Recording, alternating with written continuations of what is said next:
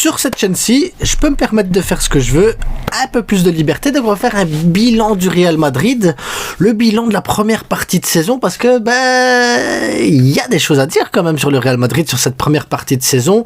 Il y a eu beaucoup de négatifs et les résultats présents font oublier le côté négatif de ce début de saison, et tout ça faut en parler quand même, ça fait partie de la première partie de saison. Donc on va se lancer le débrief spécial première partie de saison du Real Madrid sur la nouvelle chaîne YouTube. C'est maintenant.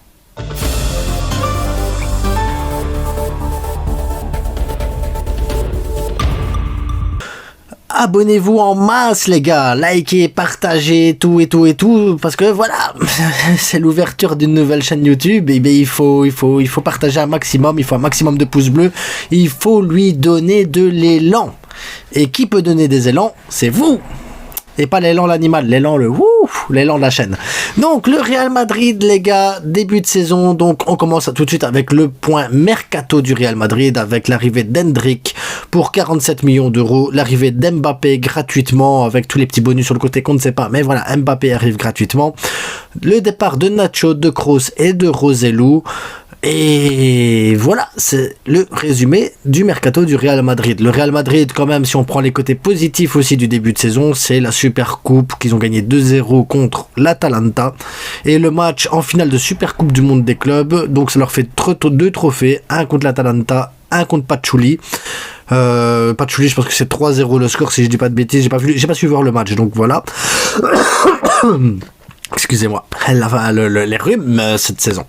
Donc le Real Madrid, en fait si tu fais le bilan comme ça ainsi à froid, que tu dis c'est quoi, tu prends les stats, il y a une super coupe d'Europe, il y a une super coupe de mondial des clubs de je sais pas quoi contre Pachulie, t'es deuxième de Liga à 1 point du leader, et tout ça avec la blessure de Militao, d'Alaba, de Carvajal, il y a eu pas mal de blessures de Vinicius, il y a eu Mendy qui a été blessé de temps en temps, ça a été assez compliqué, Camavinga qui a été blessé aussi, Tchouaméni, voilà, il y a eu tout un panoplie de petits joueurs aussi qui ont été des petites blessures, Rodrigo et tout, et tu te dis avec tout ça, le Real Madrid quand même va te chercher 2 gros trophées, donc tu sais que l'année blanche n'existera pas cette saison, tu es deuxième de Liga à 1 point du leader avec un match d'avance en plus sur le Barça qui est derrière toi, tu dis c'est bon. Les vrais patrons cette saison, c'est facile aussi, tu tapes, tu dis Vinicius, Valverde, Bellingham, Vinicius 8 buts, 5 passes, Valverde 5 buts, 2 passes, Bellingham 6 buts, 4 passes, là tu vas à fond, tu vois, tu balances les stats comme ça ainsi à chaud, et tu dis, mais oui, c'est ça, la saison elle est bonne, mangez tous, mangez, Mbappé, début de saison, 10 buts, 2 passes D, 10 buts, 2 passes dans le championnat, tu dis, mais c'est une dinguerie, ce mec il bute, c'est sa première saison, et c'est même pas encore le patron, mais il y va, il a déjà des meilleurs stats que les autres. Oui, tu peux y aller comme ça, tu peux dire Modric à 47 ans, il est là, il joue, il tient son rôle. Asensio, que toute personne connaissait la saison passée, personne au monde, et là, il peut devenir le futur patron de la défense centrale pour remplacer Nacho. Fran Garcia, il souffle chaud, il souffle froid, c'est comme Mendy, tu sais pas trop, tu vois, tu dis des fois, tu dis ouais, il est bon, des fois tu dis il est pas bon, tu vois, il y a des joueurs comme ça, tu sais pas trop. Arda Güler, la même chose, il doit prendre des trucs, mais tu sens qu'il y a du potentiel derrière et tout.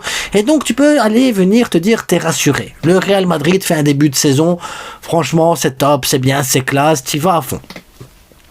C'est oublier le début de saison où tu fais 1-1 contre Mallorca, 1-1 contre Las Palmas, 1-1 contre l'Atlético, tu perds contre Lille, tu perds contre le Barça 0-4 à domicile, 1-3 contre le Milan en Ligue des Champions, 2-0 contre Liverpool défaite, 2-1 contre Bilbao, le 3-3 contre le Rayo, et tu te rends compte qu'il y a énormément de matchs nuls, qu'il y a énormément de défaites, qu'il y a énormément de difficultés, tu es 20e en Ligue des Champions, tu n'as que 9 points sur tous les matchs que tu as eu, et t'as pas eu que des gros matchs, tu vois, t'as perdu des points sur des matchs un peu bêtes. Et c'est là que tu dis, ok, le bilan, on fait quoi avec ce bilan-là au final? Parce que le bilan, si tu prends que les chiffres, que les stats et tout, c'est bon, t'es tranquille. C'est bon, il n'y a pas de problème, t'es bien. Maintenant, tu dois faire le constat, le vrai constat. Et c'est quoi le vrai constat? Parce que là, tu te sors de là de la vidéo, je termine la vidéo comme ça, les gars, ils se disent, ok, le Real Madrid, il est trop fort. Le Real Madrid, il reste trop fort quand même. Mais non, t'as un manque de constance. T'as un vrai manque de constance dans les résultats. Ça veut dire que là, maintenant, tu te fais une mini-série bien positive, suffit de 2 matchs négatifs, tu fais ok, c'est bon, on est reparti dans le mauvais drap. Il n'y a pas ce truc qui te dit ok, on enchaîne réellement les trucs. Parce que le Rayo, bah, tu mets 3 buts, t'en prends 3 aussi. C'était il n'y a pas si longtemps que ça. C'était il y a une semaine, les gars. Il faut pas oublier non plus le truc. Derrière, bah, tu es deuxième, derrière l'Atleti et derrière le Barça. Et tu es deuxième, pourquoi? Parce que l'Atlético Madrid a raté son début de saison. Et tu es deuxième, pourquoi? Parce que le Barça est en train de rater sa fin de première partie de saison. Le Barça est dans un état catastrophique. Si le Barça avait poursuivi son niveau comme il était là, t'es 10 points derrière. 10 points derrière. Donc ça veut dire qu'aujourd'hui, si statistiquement tu es satisfait de ta position en Liga, c'est pas parce que t'as été bon, c'est parce que tes concurrents directs n'ont pas été au niveau. Là, la réalité, c'est pas toi qui es bon.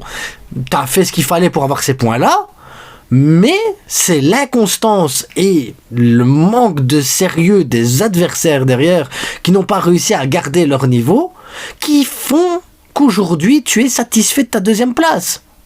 C'est pas toi, c'est pas ton jeu, c'est pas ta manière de jouer, c'est pas ta satisfaction personnelle. Non, tes individualités ont fait ce qu'il fallait pour avoir des points, mais derrière, ben, tu as un gros problème. Kroos n'a pas été remplacé, Kroos ne sera pas remplacé, et Kroos, tu sais pas qui va le remplacer. Il aurait fallu un Rodri, il aurait fallu un autre joueur, tu vois, dans un profil qui te permette d'avoir une pointe basse et qui te permette de distribuer, de récupérer les ballons. Aujourd'hui, tu vas dire Ceballos, l'air de rien, il te fait le taf. Mais est-ce que Ceballos est le plan final d'Ancelotti? Parce qu'Ancelotti, tu ne sais pas. Il change son 11, il change ses trucs.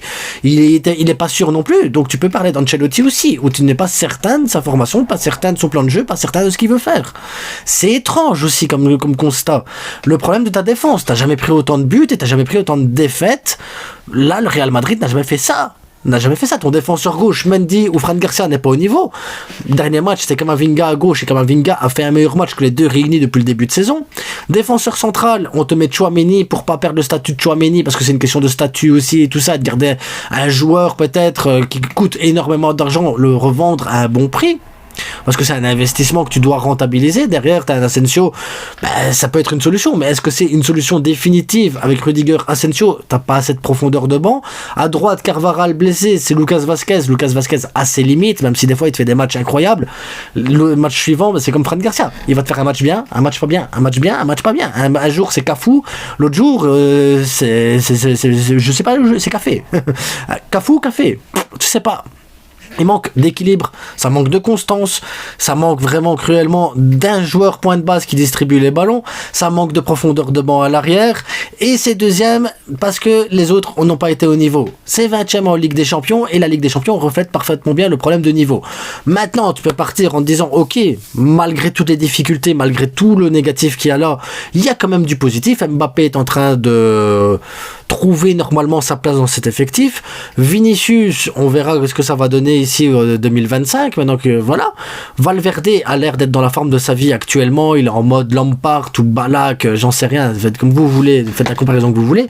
Bellingham est pour moi le meilleur joueur du Real Madrid, c'est le meilleur joueur du Real Madrid, c'est le joueur le plus complet, le plus constant, avec la bonne mentalité pour le Real Madrid, vraiment.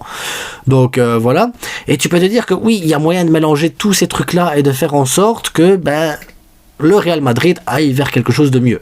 De toute façon, vu le début de saison, normalement tu dois aller vers quelque chose de mieux. C'est ce que je me dis aussi. Donc ça veut dire que maintenant la Liga, en fait, pour moi, elle va commencer réellement à partir de janvier. La Liga n'a pas encore réellement commencé. On peut faire des bilans de ce que tu veux, de l'Atlético qui a fait un mauvais début de saison, du Barça qui fait un mauvais fin d'année 2024. Le Real Madrid, dans son inconstance, arrive à tenir le coup avec les deux autres. Et en fait, le début de saison commence maintenant. Donc, on va stopper le bilan 2024. On va se dire 2024, là, en Liga, c'est terminé. Ligue des Champions, on reprend tout à zéro. Et on commence 2025 avec 3 équipes qui savent ce qu'ils doivent faire, 3 équipes qui connaissent leurs limites, 3 équipes qui connaissent leurs défauts, 3 équipes qui ont fini de se chercher, je pense aussi, et 3 équipes qui vont aller lutter pour la Liga. Donc, que les jeux commencent, les gars, que les jeux commencent. Donc dites-moi ce que vous avez pensé du bilan Real Madrid. On se retrouve bientôt pour la vidéo sur Valence et Bilbao, parce que c'est les 2 prochaines sur la chaîne. En attendant, merci à vous, n'oubliez pas de vous abonner, de liker, de partager, et à bientôt. Ciao.